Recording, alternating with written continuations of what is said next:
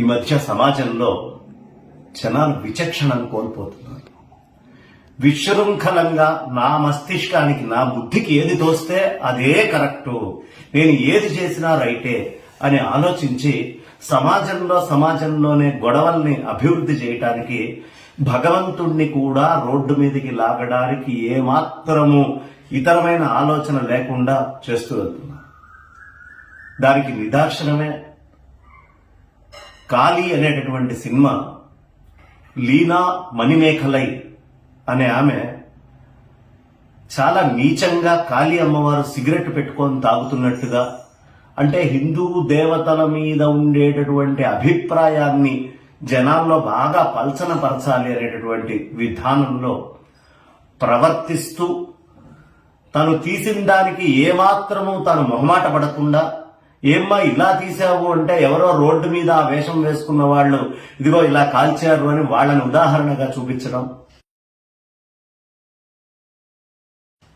అలా చేస్తే అది రైట్ అని కాదు, 4 తన్ని వాళ్ళని లోపలికి తొయ్యాలని, వాళ్ళని ఆదర్శంగా తీసుకొని సినిమా తీసినటువంటి ఆవిడ్ని కూడా లోపలికి తొయ్యమని దాని అర్థం.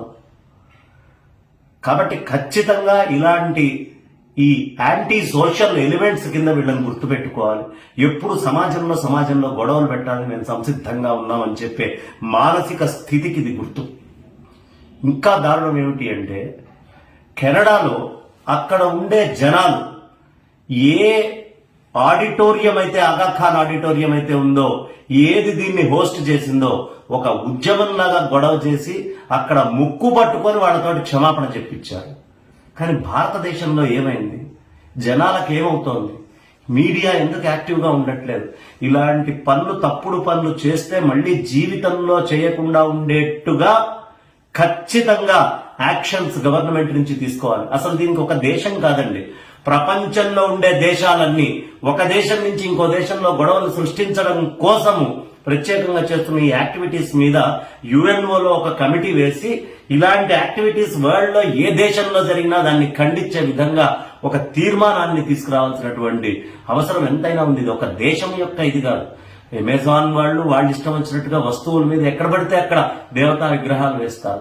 ఇంతకు ముందు సినిమాల్లో ఎక్కడ చూసినా హిందూ ధర్మము, హిందూ దేవతలు అంటే లోకువా టేక్ ఇట్ గ్రాంటెడ్ అన్నట్టుగా అయింది. వీళ్ళందరికీ సక్రమమైన బుద్ధి ఖచ్చితంగా చెప్పి తీరాల్సిందే. ప్రపంచవ్యాప్తమైనటువంటి ఉద్యమం ఈ సనాతన ధర్మం మీద ఎవరెవరు దాడి చేస్తున్నారో వాళ్ళని ఆపడానికి కంకణం కట్టుకొని చేయాలి.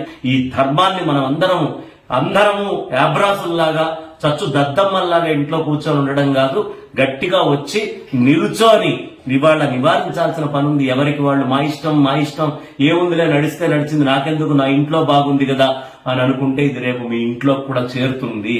కాబట్టి దేవతలను అవమానించినటువంటి వాళ్ళకి ఎవరికైనా సరే తక్షణమే బుద్ధి చెప్పాల్సిన అవసరం ఉంది. స్వస్తి.